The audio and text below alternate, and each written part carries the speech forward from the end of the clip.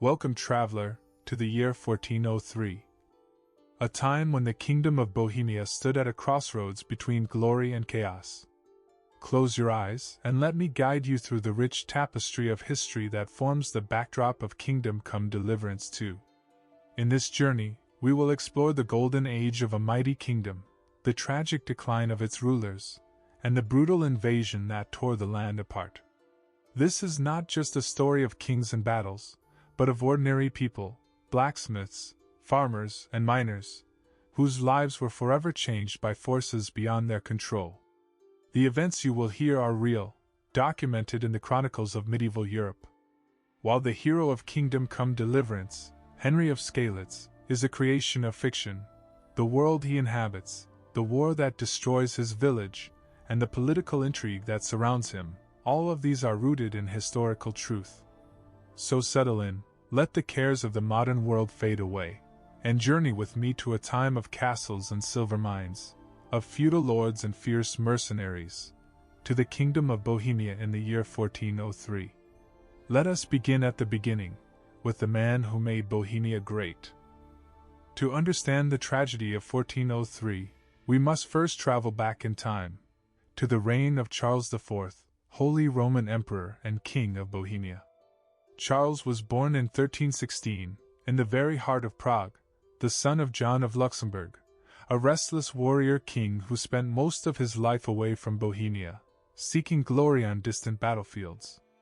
Young Charles, baptized as Wenceslas at birth, would prove to be everything his father was not, a builder rather than a destroyer, a diplomat rather than a warrior, a man who understood that true power came not from the sword, but from wisdom and patience. At the age of 7, Charles was sent to live in France, at the court of his uncle, King Charles IV of France. There, he received the finest education available in medieval Europe, learning Latin, German, French, and Czech, studying philosophy, theology, and the art of statecraft. It was during his confirmation ceremony that he adopted the name Charles, in honor of his beloved uncle. This time in France would shape him profoundly, teaching him that diplomacy and learning were as mighty as any army. In 1333, Charles returned to Bohemia, and found a kingdom in disarray. His father, King John, spent his days hunting and pursuing military adventures across Europe, while the nobles of Bohemia grew restless and powerful. The young Charles was appointed Margrave of Moravia, the traditional title for the heir to the Bohemian throne, and given the task of restoring order to his father's neglected realm. And restore it he did. With patience and cunning, Charles began to redeem the royal castles and towns that his father had pawned away to pay for his endless wars. He built alliances with the nobility, not through force, but through careful negotiation and marriage pacts. He understood something fundamental, that a kingdom built on consent would always be stronger than one built on fear. In 1346, two momentous events changed Charles's life forever. First, his father, King John the Blind, now truly blind from a lifetime of battle, rode into the Battle of Crécy against the English. Despite his blindness, John insisted on joining the fight, tying his horse's reins to those of his knights so they could lead him into battle. There, on that bloody field in France, John of Luxembourg died as he had lived, sword in hand, seeking glory. Charles inherited the crown of Bohemia. Second, with the support of Pope Clement VI, his old friend from his days in France, Charles was elected King of the Romans, the first step toward becoming Holy Roman Emperor. At 30 years old, Charles IV became one of the most powerful men in Europe. But it was what Charles did with this power that set him apart. Rather than embarking on wars of conquest like so many emperors before him, Charles turned his attention to Bohemia, to making it not just powerful, but magnificent. In 1344, even before becoming king, Charles had successfully petitioned the Pope to elevate Prague's bishopric to an archbishopric, freeing the Bohemian Church from the control of Mainz in Germany. This gave Bohemia ecclesiastical independence, a subtle but profound shift in power. In 1348, Charles founded Charles University in Prague, the first university in Central Europe. Suddenly, Prague became a center of learning, attracting scholars from across Europe. Philosophy, theology, law, and medicine were taught within its walls, and the Czech language itself gained prestige as students debated in the tongue of their homeland. Charles understood that a great kingdom needed great architecture. He commissioned the construction of a new Gothic cathedral, St. Vitus Cathedral, which would take centuries to complete. Its soaring spires and intricate stonework would become symbols of Bohemian grandeur.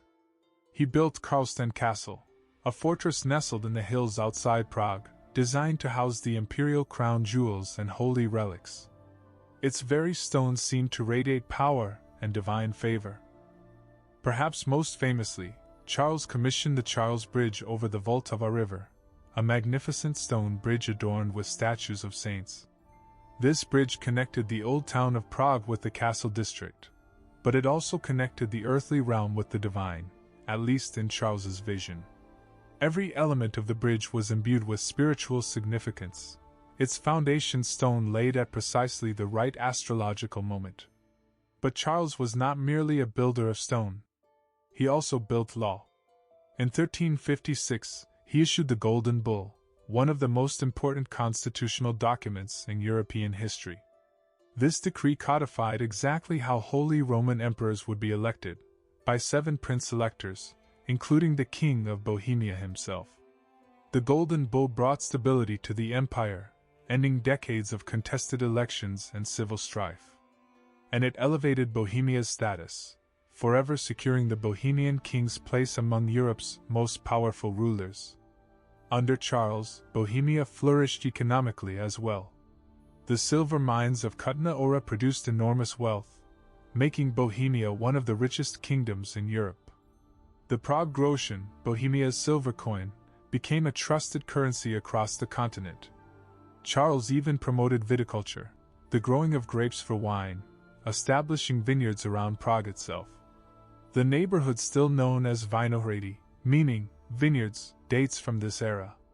The population of Prague swelled during Charles's reign, becoming the 3rd or 4th largest city in Europe, with perhaps 40,000 inhabitants. Scholars, merchants, craftsmen, and pilgrims flocked to this new center of culture and commerce. Gothic architecture flourished, not just in grand cathedrals but in townhouses, guild halls, and monasteries. Art and literature thrived. Bohemia's golden age had truly arrived.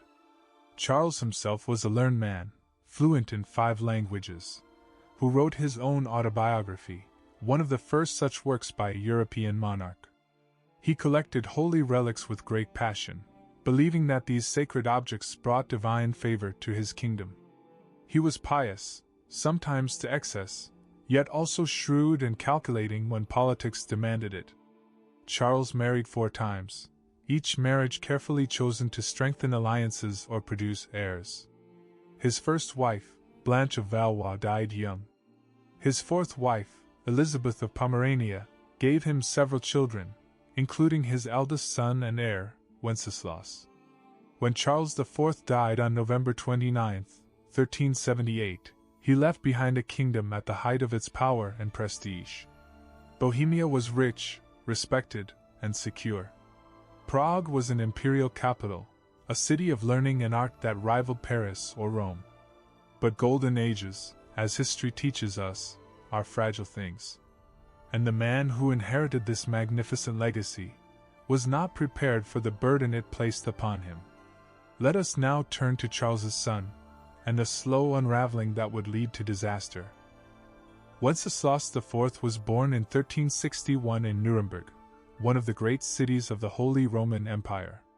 He was Charles's firstborn son by his 4th wife, Elizabeth of Pomerania, and from the moment of his birth, he was groomed to inherit an empire.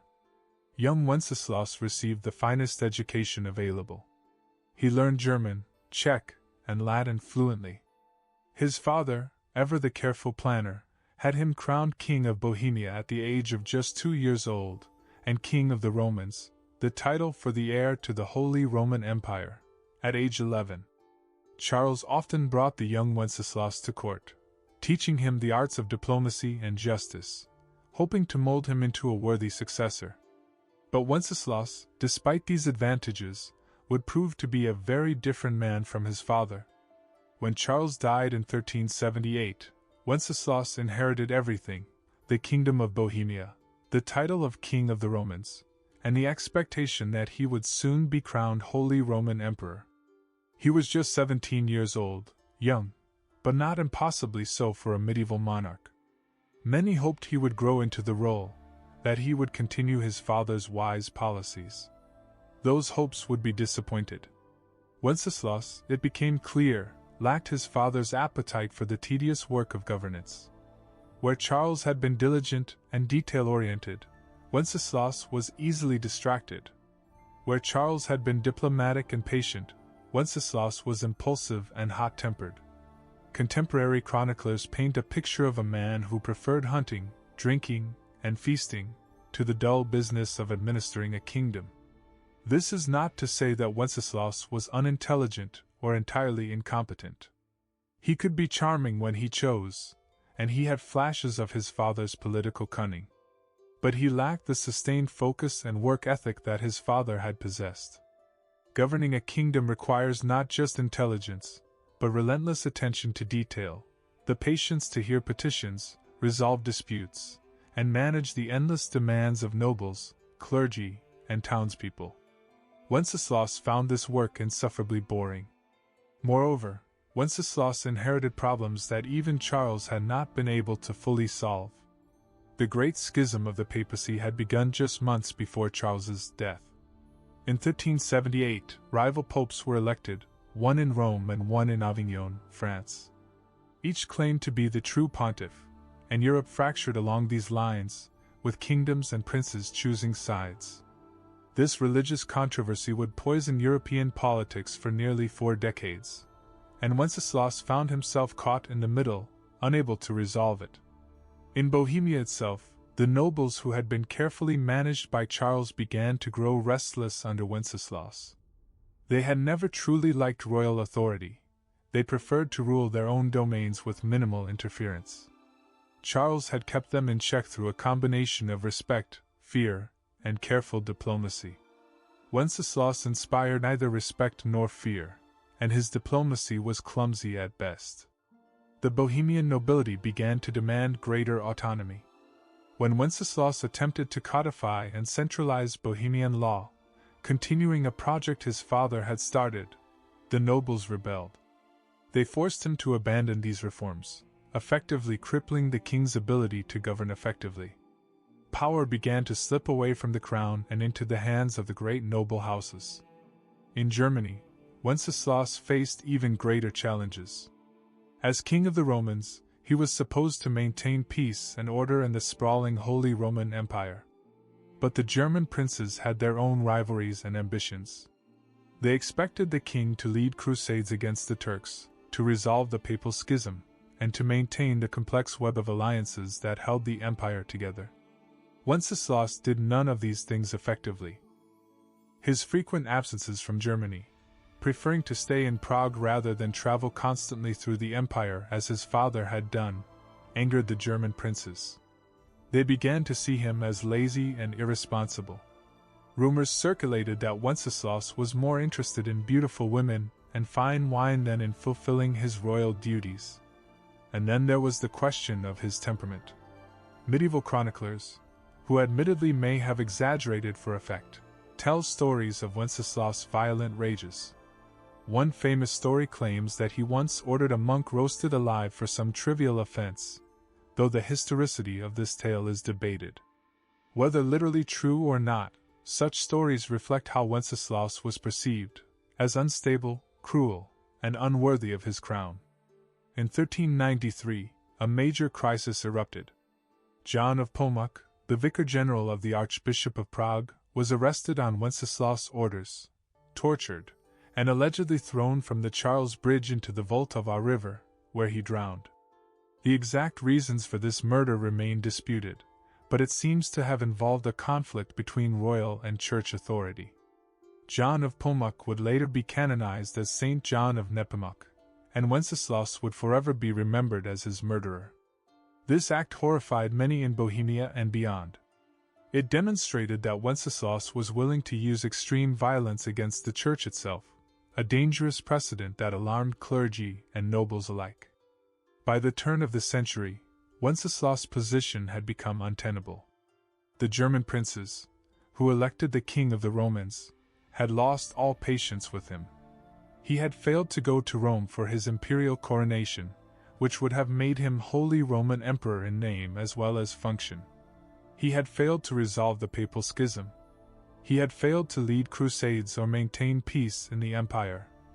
On August 20, 1400, 4 of the 7 prince-electors met and formally deposed Wenceslas as king of the Romans. They declared him unfit to rule, citing his negligence, his failure to maintain the peace, and his inability to end the papal schism.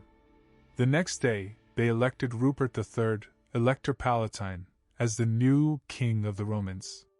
It was a stunning humiliation. Wenceslas had lost half his inheritance, though he retained the kingdom of Bohemia itself. But the deposition sent a clear message: even his fellow rulers considered him incompetent. And this is where Wenceslas' family turned against him. His half-brother, Sigismund, king of Hungary, saw an opportunity. Sigismund was a very different man from Wenceslas. Where Wenceslas was lazy, Sigismund was ambitious. Where Wenceslas avoided conflict, Sigismund sought it. Sigismund had been raised in the Hungarian court, a rough, martial environment where power came from the sword. He had fought the Ottomans at the disastrous Battle of Nicopolis in 1396, barely escaping with his life. He knew war. He knew how to command men. And he wanted more than just Hungary. The Bohemian nobility, disgusted with Wenceslas, began secret negotiations with Sigismund. They invited him to take the Bohemian throne, promising their support if he would remove his incompetent brother. Sigismund needed little convincing. In 1402, Sigismund made his move. Rather than launching a direct military invasion immediately, he opted for a more subtle approach, at least at first. When Wenceslas announced his intention to travel to Rome for a belated imperial coronation, a desperate attempt to reclaim his dignity, Sigismund offered to serve as regent in his absence. Wenceslas, perhaps foolishly, agreed. On March 6, 1402, Sigismund sprang his trap.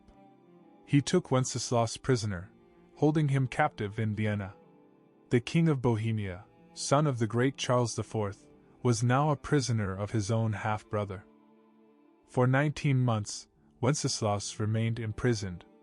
Sigismund ruled Bohemia in his name, though his rule was contested by those nobles who remained loyal to Wenceslas, as well as by the towns and cities that resented Hungarian domination.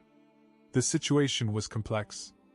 Not all the Bohemian nobility supported Sigismund.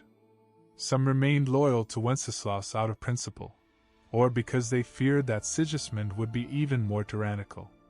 Others simply disliked the idea of being ruled by a Hungarian king. Moravia, in particular, saw conflict between pro-Wenceslas and pro-Sigismund factions. Meanwhile, Sigismund himself faced crises in Hungary. The nobles who had originally supported him began to waver. Some Hungarian lords even proclaimed their loyalty to Ladislas of Naples, a rival claimant to the Hungarian throne. Sigismund found himself fighting on multiple fronts. On November 11, 1403, Wenceslas managed to escape from his captivity in Vienna. The exact circumstances remain unclear. Some sources suggest sympathetic guards may have helped him. He fled back to Prague, where he was welcomed by the citizens who, despite everything, still saw him as their rightful king. But by this time, the damage had been done. Wenceslas' kingdom had been invaded. Cities had been sacked. Thousands had died. And the silver that had made Bohemia rich was now flowing into Sigismund's coffers, funding his wars. Wenceslas would never truly recover from these humiliations. He would remain king of Bohemia until his death in 1419. But his power was broken. The nobility largely governed themselves. The kingdom descended into a period of weak central authority and increasing lawlessness. And in this chaos, another movement was beginning to take shape. At Charles University in Prague, a young priest named Jan Hus was beginning to preach radical ideas about church reform, about corruption among the clergy, about the need for a purer, more authentic Christianity. His words would light a fire that would consume Bohemia in the decades to come, but that is a story for another time. For now, let us turn our attention to the man who brought war to Bohemia. King Sigismund of Hungary. Sigismund of Luxembourg was born on February 15, 1368. The son of the great Emperor Charles IV and his fourth wife, Elizabeth of Pomerania. He was Wenceslaus' younger half-brother, and from birth, he lived in his brother's shadow. Unlike Wenceslaus, who was raised in Prague under his father's watchful eye, Sigismund was sent to Hungary at a young age. He was betrothed to Mary of Hungary, daughter of King Louis I of Hungary and Poland. This marriage alliance was intended to bring the Kingdom of Hungary into the Luxembourg family's sphere of influence. Hungary was a very different world from Bohemia. It was a frontier kingdom, constantly at war with the expanding Ottoman Empire to the south. The Hungarian nobility was fierce and independent, and they did not suffer weak kings gladly. To survive in Hungary, a king needed to be a warrior, not a scholar or diplomat. Sigismund learned these lessons well. When Mary's father died in 1382, Mary inherited the throne of Hungary. Sigismund married her, and after years of political struggle, including his own brief imprisonment by rebellious Hungarian nobles, he finally secured the crown as King of Hungary in 1387. Mary died in 1395. But Sigismund retained the throne in his own right. As King of Hungary, Sigismund proved himself to be ambitious and capable. In 1396, he led a great crusade against the Ottoman Turks, gathering knights from across Europe for a massive campaign. The crusade met the Ottoman forces at Nicopolis in Bulgaria. The battle was a catastrophic disaster for the Christians. Thousands of knights were killed or captured. Sigismund himself barely escaped, fleeing by ship down the Danube River. Despite this humiliation, Sigismund did not give up. He founded the Order of the Dragon, a chivalric order dedicated to fighting the Turks and protecting Christianity.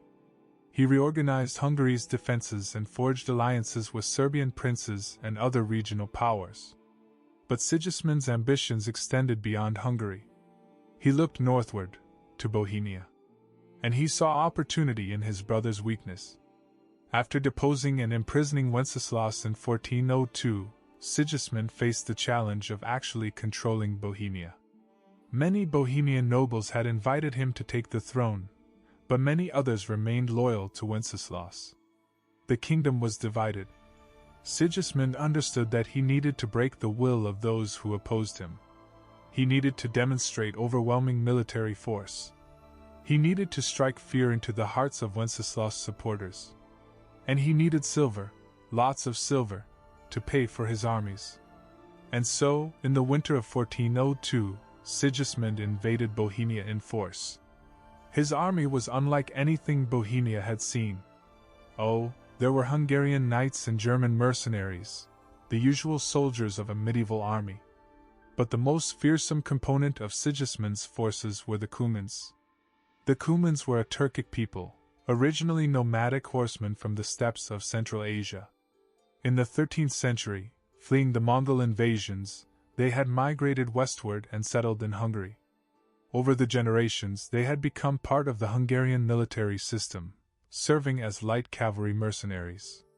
Cuman warriors were renowned for their horsemanship and archery. They could ride and shoot simultaneously with devastating accuracy. They were swift, mobile, and utterly ruthless.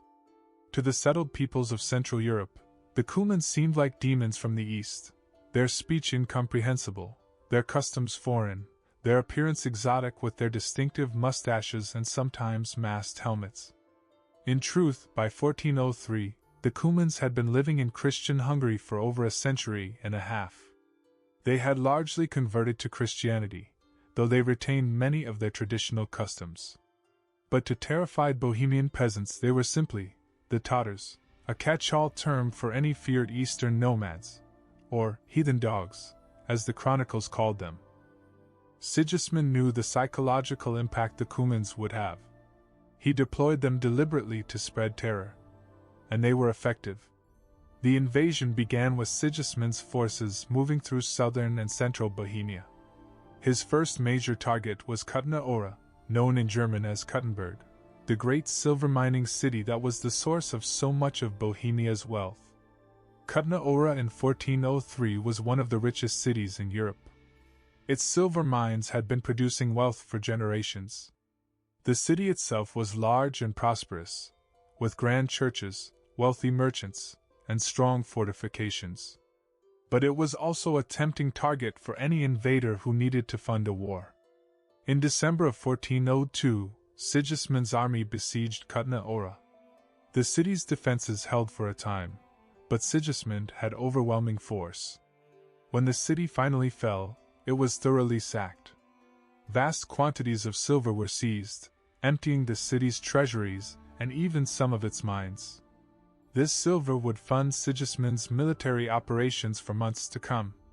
The sack of Kutna-Ora was brutal. Contemporary chronicles speak of widespread pillaging, of buildings burned, of civilians killed or driven from their homes. The Cumans, in particular, were blamed for excesses, though it's worth noting that medieval armies of all kinds engaged in such behavior. Still, the Cumans' foreign appearance made them especially terrifying to the local population. After Kutna-Ora fell, Sigismund's forces spread across central Bohemia. From a camp near Kolin, Sigismund issued proclamations demanding the Bohemian nobility swear loyalty to him. Some complied, others resisted. The Cumans ranged across the countryside between Kaslov, Kutna-Ora, and Kolin, plundering villages, seizing supplies, and spreading terror. Even some of Prague's citizens, seeing which way the wind was blowing, allied themselves with Sigismund. They besieged castles loyal to Wenceslaus. During one such siege at Suchdal near Kutna-Ora, a Prague military commander named Markvard von Aulitz was killed by an arrow on December 27, 1402. This Markvard von Aulitz, though the name is the same as the villain who leads the assault on Skalitz in Kingdom Come Deliverance, died in 1402, several months before the game's main events. The historical record shows he was killed in battle near Kutna-Ora. In the game, Warhorse Studios chose to use his name for their antagonist, but kept him alive into 1403 for dramatic purposes. This is one of the few places where the game diverges from historical fact for storytelling reasons.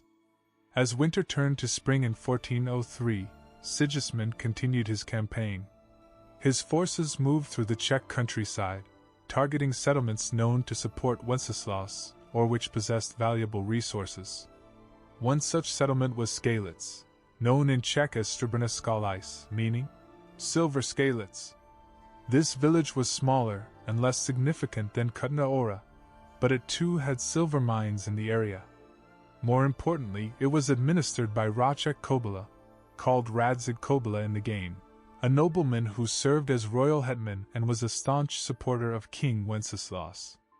On March 23, 1403, we know the exact date because a document survives that Sigismund signed that day from his siege camp. Skalitz was attacked. The assault was sudden and overwhelming. Cuman cavalry broke through the village's palisade defenses. They slaughtered the guards and many of the inhabitants. The village was burned. The silver that could be found was seized. According to legend, recorded in later chronicles, the defenders and survivors of Skalitz took refuge in the fortified manor house or small castle. Lord Radzig Kobyla was among them. As Sigismund's forces prepared to storm the fortifications, a tremendous storm rolled in, forcing the attackers to wait until morning to finish the job. Under cover of darkness and rain, Kobyla and the surviving townspeople escaped, fleeing south to the nearby castle and town of Rate, which remained loyal to Wenceslaus. When Sigismund's forces stormed the Skalitz fortifications the next morning, they found them empty. This is the real history that underlies the beginning of Kingdom Come Deliverance. The village of Skalitz was indeed burned on March 23, 1403. Radzig Kobyla, though his first name was actually Racek in real life, not Radzig, was indeed the lord of Skalitz and a supporter of Wenceslaus. He and some survivors did escape to Rate. What happened next in the real history is less clear. The sources are fragmentary. We know that Sigismund continued his campaign for several more months, but by autumn of 1403, his position had become untenable. He faced rebellions in Hungary. He had run out of money despite the silver he'd seized. And Wenceslaus, having escaped from captivity, was rallying support in Prague. Sigismund withdrew from Bohemia, though the conflict between the brothers would continue in various forms for years to come. Wenceslaus remained king of Bohemia until his death in 1419. Though his authority was much diminished, Sigismund would eventually inherit the Bohemian throne after Wenceslaus died, but by then, Bohemia was consumed by the Hussite Wars, and Sigismund would face decades of religious conflict. But in 1403, in the immediate aftermath of the invasion, Bohemia was left shattered and traumatized. Villages burned. Mines plundered. Thousands dead or displaced. The social fabric torn. And in the hearts of survivors, people like the fictional Henry of Skalitz, a burning desire for justice and revenge. This brings us to the question, what was life actually like in Bohemia during this terrible year? The year 1403 was a hard time to be alive in Bohemia. Let us take a moment to step away from kings and battles, and consider what daily life was like for ordinary people during this crisis. Bohemia in 1403 was still, fundamentally, a medieval agricultural society. The vast majority of people lived in villages and worked the land. They grew grain, wheat, rye, barley, and oats. They tended livestock, pigs, chickens, goats, and cattle. They lived in simple wooden houses with thatched roofs, often sharing space with their animals during the cold winter months. Life in a Bohemian village was governed by the rhythms of the seasons and the demands of the feudal system. Peasants owed obligations to their lords, labor service, a share of their harvest, various fees and duties. In return, the lord was supposed to provide protection and justice. But when war came, this system broke down. Fields went untended because the men were called to fight or had fled to safety. Harvests failed because villages were burned before the grain could be gathered. Livestock were stolen by marauding soldiers, whether they were Sigismund's Cumans, or even supposedly friendly forces who still needed to eat. For a village like Skalitz, the presence of silver mines added complexity. Silver mining was dangerous, difficult work. Miners descended into narrow shafts, often flooded with water and prone to collapse. They worked by candlelight in the darkness, breathing air thick with dust. But the pay was better than farming, and the silver brought wealth to the region. Silver mining also meant that Skalitz was more valuable than a typical agricultural village, which made it a target. The silver mines near Skalitz were not as rich as those of Kutna Hora, but they still produced precious metal. And in wartime, silver meant power, the ability to hire soldiers, to buy supplies, to wage war. The social structure of a place like Skalitz would have been relatively simple. At the top was the lord, Radzig Kobyla, who held the village and surrounding lands as a fief from the king. He lived in a fortified manor house or small castle, nothing as grand as the great castles of Prague, but solid stone walls that could withstand bandits or small-scale attacks. Below the lord were the administrators, a bailiff who collected taxes and enforced the lord's justice, perhaps a scribe who kept records, a captain who commanded what few soldiers the lord kept in his service. Then came the townspeople and craftsmen. A blacksmith, like Henry's father Martin in the game, was an essential figure in any medieval community. He shoed horses, made and repaired tools, crafted nails and hinges, and yes, made weapons when needed. A skilled swordsmith was even more valuable, able to forge the blades that nobles and soldiers required. Other craftsmen included carpenters, coopers who made barrels, millers who ground grain, bakers, and ale makers. The church was central to village life. Even a small settlement like Skalitz would have had a church, probably a simple stone building with a wooden roof. A priest said Mass, heard confessions, baptized babies, married couples, and buried the dead. The church was the spiritual heart of the community, but it was also often the only stone building besides the Lord's fortifications, making it a place of refuge in times of danger. The rest of the population were peasants, farmers who worked the land. Some were relatively free, owing the Lord only certain fixed obligations. Others were serfs, bound to the land, unable to leave without permission, owing heavy labor obligations. But even serfs had rights. The Lord could not simply kill them or take their property without cause. Medieval society, for all its inequalities, had rules. When Sigismund's invasion came, all of this collapsed. Imagine you are a farmer in Skalitz in March of 1403. You have just finished the spring planting. The fields are sown with grain that will hopefully mature by summer.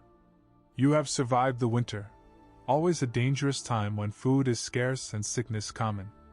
You look forward to better times ahead. Then, one morning, you hear the alarm bell ringing from the church tower. You see smoke rising from a neighboring village. Riders appear on the horizon, strange men on small, fast horses, carrying curved bows. The Cumans have come. What do? If you are wise, you run. You grab your children, whatever food you can carry, and you flee. Maybe you head for the Lord's fortifications, hoping the stone walls will protect you. Maybe you flee into the forest, hiding in the undergrowth, praying the invaders will not find you. If you are unlucky, if you hesitate, or if you try to fight, or if you are simply in the wrong place at the wrong time, you die. Medieval warfare showed little mercy to civilians. Soldiers needed food and loot. Commanders used terror as a weapon to break the will of the enemy. And mercenaries like the Cumans had to be paid somehow. Plunder was often their primary compensation. For the survivors, life in the aftermath was desperate. Homes destroyed. Food stores burned. Tools and livestock stolen. And it's already spring. If you cannot plant crops now, you will starve next winter. The disruption caused by war had ripple effects that lasted for years. This is why the events of Kingdom Come Deliverance resonate so powerfully. Henry's story, a blacksmith's son whose family is murdered and whose village is destroyed, is fictional. But it represents the real experiences of thousands of Bohemians in 1403. Real villages were burned. Real families were killed. Real survivors were left with nothing but their desire for justice, or revenge. The War of 1402 to 1403 was not the only calamity facing Bohemia in this era. The kingdom also faced religious tension. As mentioned earlier, Jan Hus had become rector of Charles University in 1403. He and other reformers were beginning to preach controversial ideas, criticizing the wealth of the church, the sale of indulgences, the corruption of the clergy. These ideas resonated with many Czechs.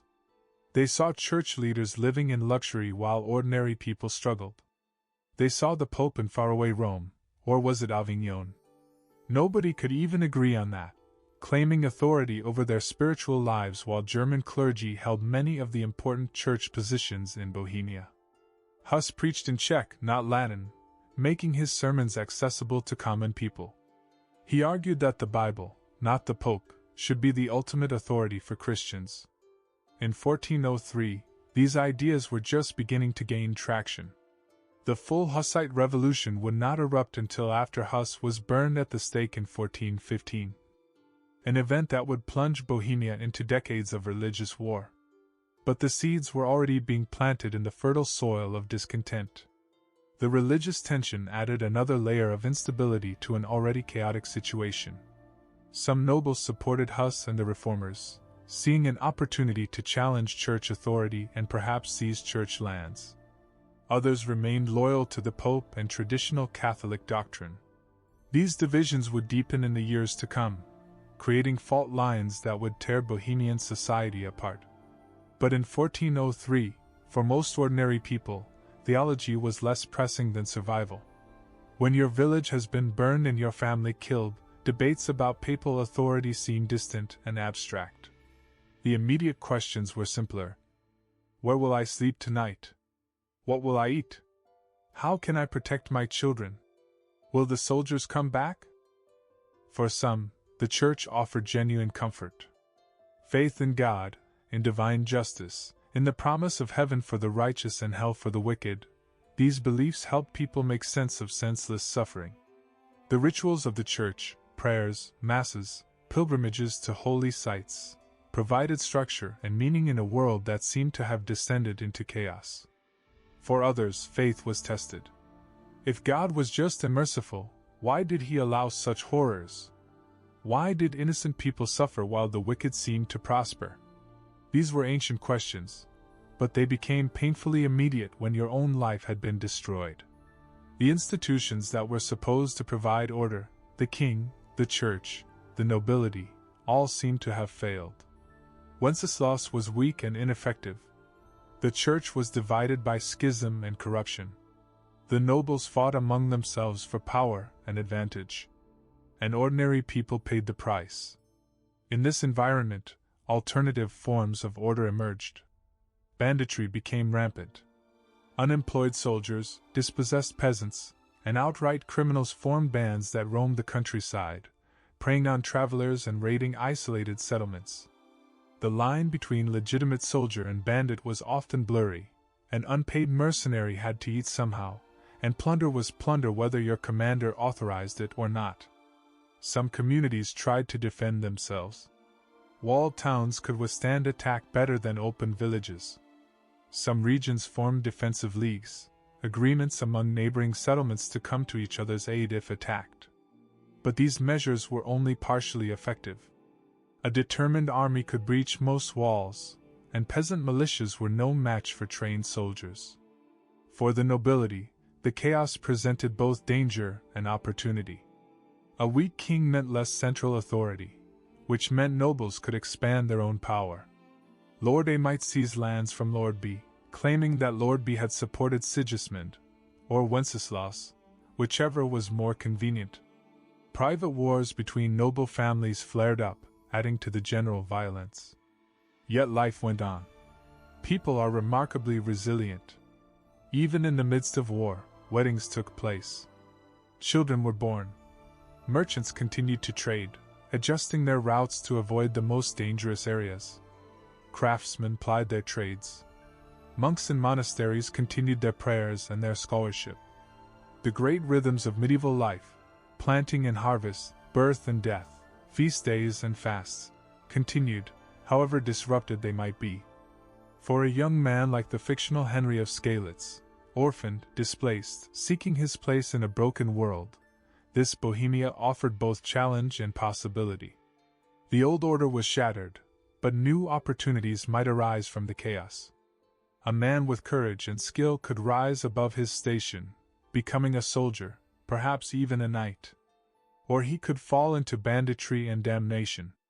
The choices made in such times revealed character, and shaped destinies. This, then, was Bohemia in 1403. A land of contrasts, great beauty and terrible violence, deep faith and profound cynicism, ancient traditions and revolutionary ideas. A kingdom caught between the glory of its past and the uncertainty of its future.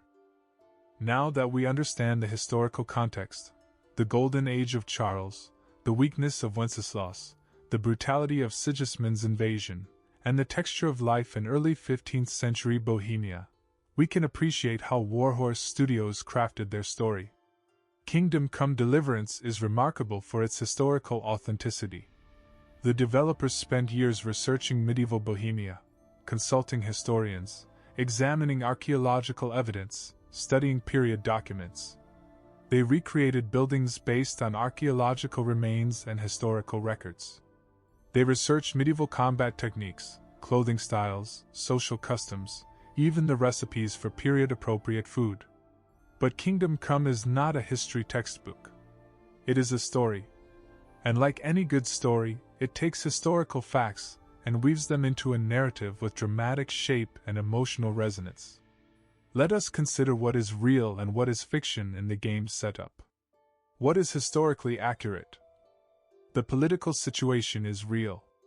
Wenceslas IV was indeed king of Bohemia, deposed as king of the Romans, and imprisoned by his half-brother Sigismund. Sigismund did invade Bohemia in 1402 to 1403 with an army that included Hungarian forces and Cuman mercenaries. The villages of Skalitz, Ratte, Tomberg, and others mentioned in the game are real places.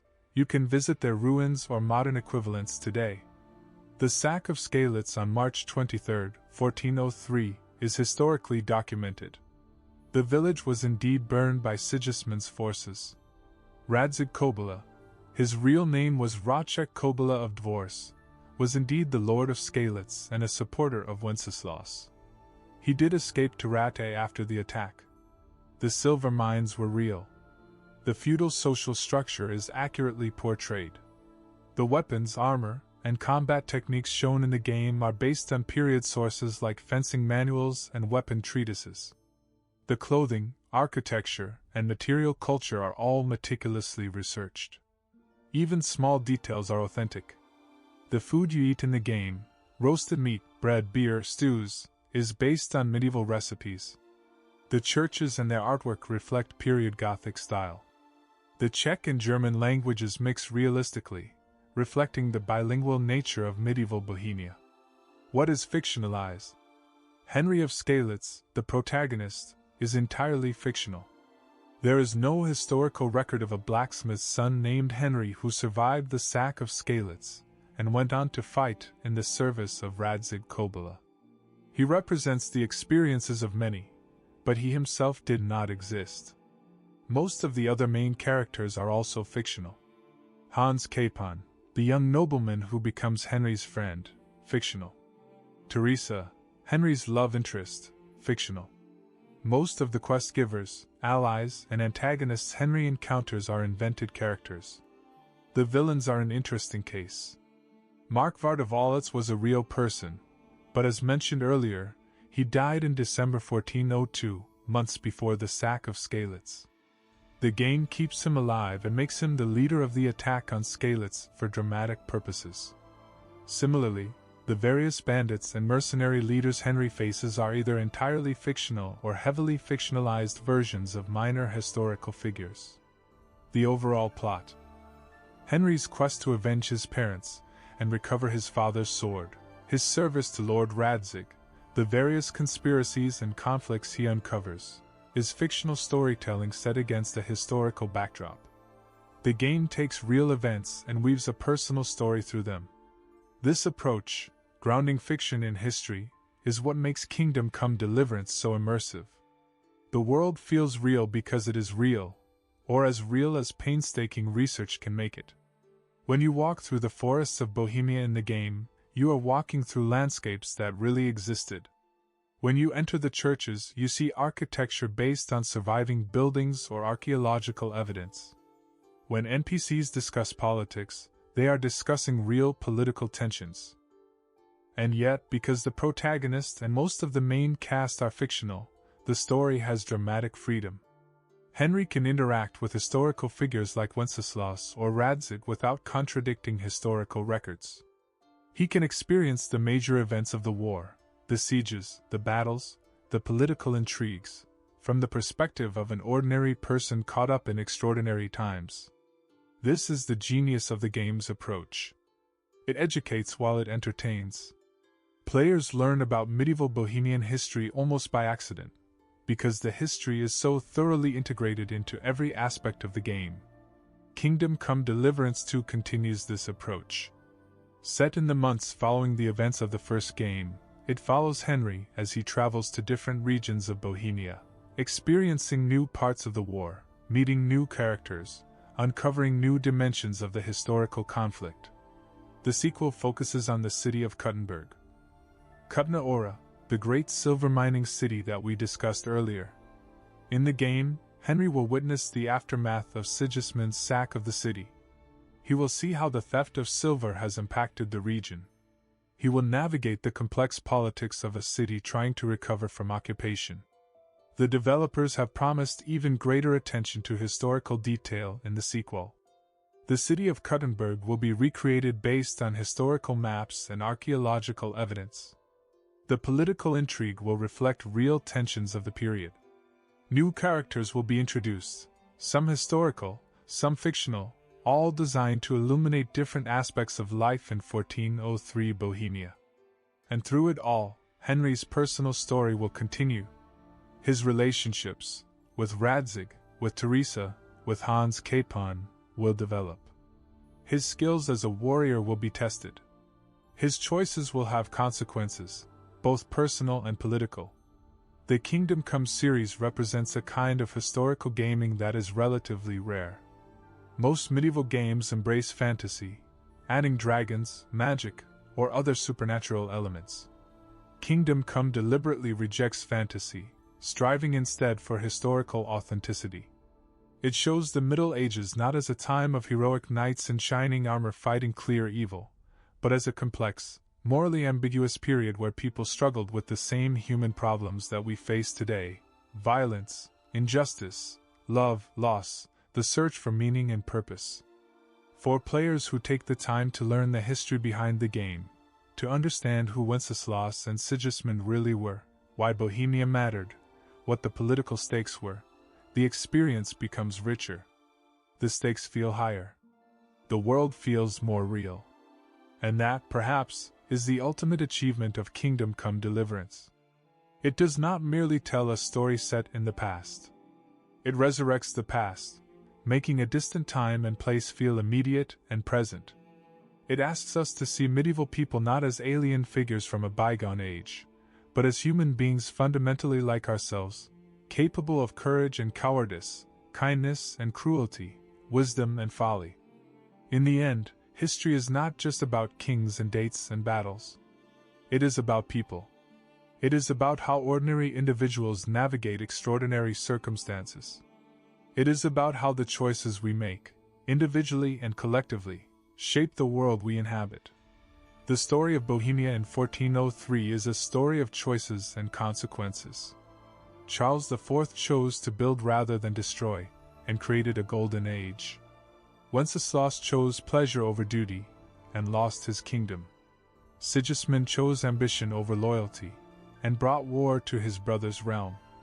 And thousands of ordinary Bohemians, farmers and miners, merchants and craftsmen, priests and soldiers, made their own choices about how to survive, how to live with integrity or abandon it, how to find meaning in chaos. Henry of Skalitz, though fictional, represents all of them. His journey is their journey. His choices echo theirs. And in playing through his story, we walk briefly in their footsteps, experiencing, however imperfectly, what it meant to be alive in that distant, turbulent time. And so, traveler, we come to the end of our journey through the historical world of Kingdom Come Deliverance. We have walked through the golden age of Charles IV, when Prague was a jewel of Europe and Bohemia knew peace and prosperity. We have witnessed the slow decline under Wenceslas, a well-meaning but weak king who could not bear the weight of his father's legacy. We have felt the terror of Sigismund's invasion, the thunder of Cuman hooves, the flames consuming Skalitz, the silver wealth of a kingdom stolen to fund fratricidal war. We have glimpsed what life was like for ordinary people caught in the grinding wheels of history, the farmers and craftsmen, the miners and soldiers, the priests and merchants who somehow found the strength to endure, to survive, to continue the great work of living even when their world was falling apart. And we have seen how Warhorse Studios took this rich historical material and wove it into an interactive story, creating a game that educates and entertains in equal measure, that honors the past while telling a compelling narrative. The year 1403 was a pivotal moment in Bohemian history. It was a time when an old order was dying and a new one struggling to be born. The stability and glory of Charles's reign were gone, but the full chaos of the Hussite Wars had not yet arrived. It was a moment of transition, of uncertainty, of danger and possibility. In such times, individual actions matter. One person's courage or cowardice, wisdom or foolishness, can ripple outward in unexpected ways. A blacksmith who makes a fine sword might arm a hero, or a villain. A priest who preaches reform might inspire justice, or ignite religious war. A king who neglects his duties might lose his kingdom, and condemn thousands to suffering. These are not just medieval lessons. They resonate across the centuries. We, too, live in times of change and uncertainty. We, too, must make choices about what kind of people we will be, what kind of world we will create. History does not repeat itself exactly, but it rhymes. The names change, the technologies change, but the fundamental human dramas remain constant. Perhaps that is why we are drawn to historical stories like Kingdom Come Deliverance. They remind us that the people of the past were not so different from us. They faced their challenges with the same mixture of courage and fear, hope and despair, nobility and selfishness that we bring to our own lives. The Kingdom of Bohemia in 1403 was a real place, inhabited by real people, shaped by real events. And though 6 centuries have passed, their stories still have something to teach us. Thank you for joining me on this journey through history. Rest now, traveler. The past will be waiting when you wake.